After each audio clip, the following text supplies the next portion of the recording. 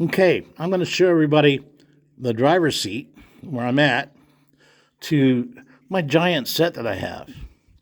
Now, I haven't been on this for several years.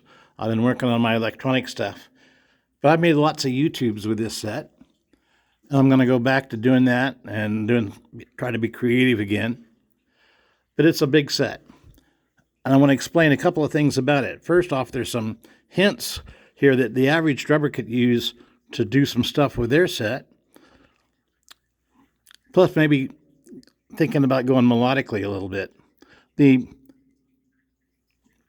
rack that I use, I made it myself. It's aluminum fence post from Lowe's. I don't know if you can see the feet down there. But that was welded by a local high school welding class for free. And they also welded the crossbars for me. The crossbars you can get them from Lowe's again. They have a hole already cut every inch. And I just drilled them out a little bit more to fit the rototoms.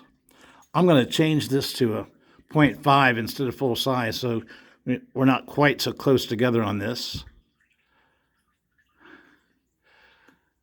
Let's go to 0.5. So everything's a little bit further apart. There we go. So you can see more in the picture. Starting on the left, I've got an 18-inch rototom I've had since the 70s. And it's tuned to a C, low C. Right below it is a Slingerland marching tom I got at a flea market. That's an 18. This is an 18. And it's tuned to a D. So I have C, D. Then right beside it, I have my Great Wall of Chinas. These are all just woo hands. But I like the 16. It sounds pretty decent. I got the 14 and 212s. And I noticed that as long as you just add more cymbals, all you're doing is changing the pitch. The tone stays basically the same.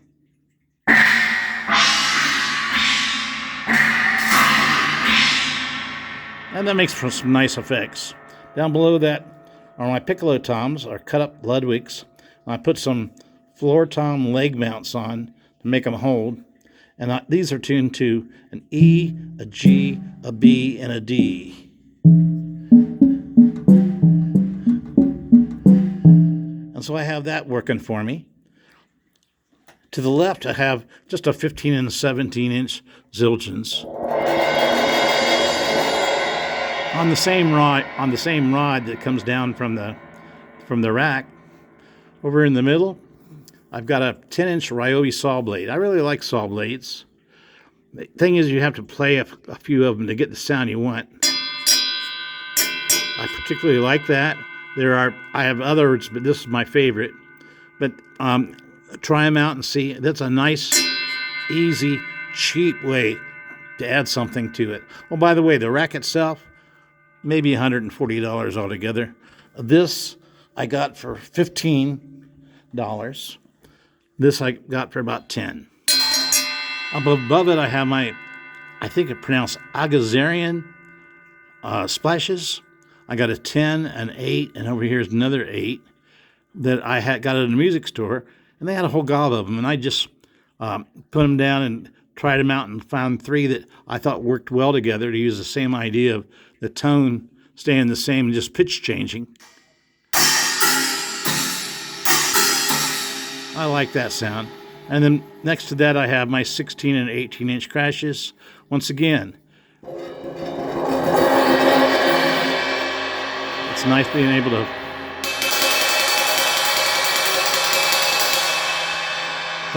do that. Swinging on around. Over here, I've got a 6 and 8-inch, they're Paiste accent cymbals. And then I got a cheap little 10-inch toy cymbal, brass cymbal below that.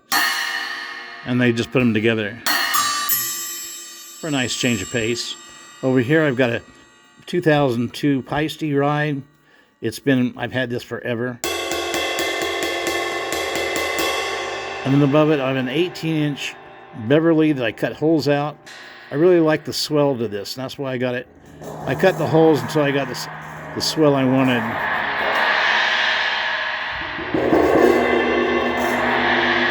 And above that is my all-time favorite cymbal. It's a 14-inch Beverly that's turned inside out and beat up all the crap. And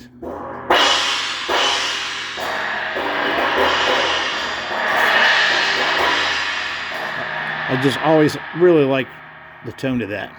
And then on over we have a 22-inch Wuhan China.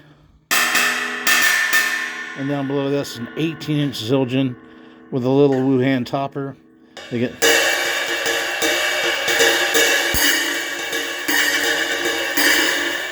and that's the idea there. Now down below, I've got a cowbell. And the cowbell pedal goes with my main foot. I'm left-footed.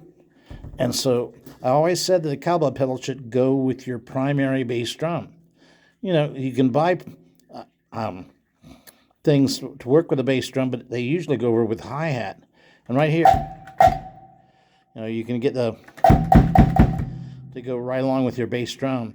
Much easier. I just a couple pieces of wood, made a little thing, and it's worked for 15 years. So you can get that idea out of it. And I have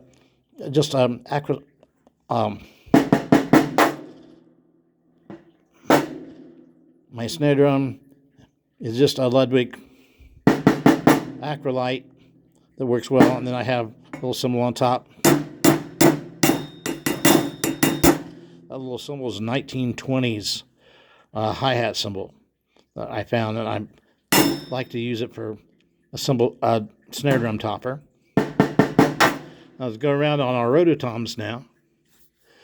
We had the 18 to go with the 16. On the other side, we have a 16 that goes with my 16 floor tom. By the way, my main set, 8 by 12, 9 by 13, 16 by 16, 22 are Rogers. I love Rogers, always have. Right? But there we have, over here we have the E, F, and then we go to a G, and then to the A, and then to the B, the C, the D, then the E, then the F, and then the G, then the A, the B, C, and then we have our D. I do these up high. D, E, F, and G. And that's the setup. The idea is I can play 2.5 octaves, so I can play songs.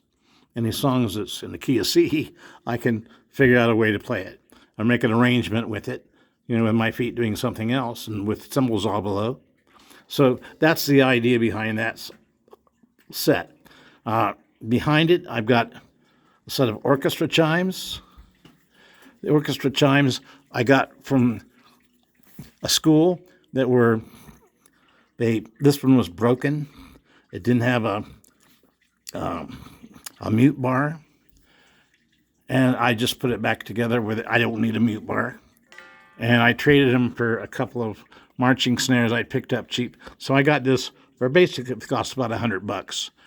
If you go to buy them, they're like thousands. But anyway, that's the idea behind the chimes. I've got those. I don't always take them with me because they're hard to carry around unless you got a van. You know, and right now I don't have a van, so I will not be using this for anything I do in the near future. That's my set. If you have questions, go ahead and post them. I think you'll like everything I'm showing you here.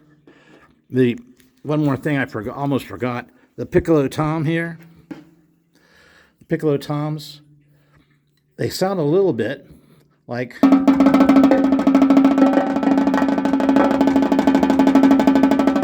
You can make them sound like timbales. Pretty easy. Anyway, that's the setup. I hope you enjoyed the video. And if you have any questions, please post them. I hope it gave you some ideas of something you might want to try. And thank you very much for watching. Oh, I've got YouTube videos posted under Jim Tyler, so feel free to look at those. Thanks again.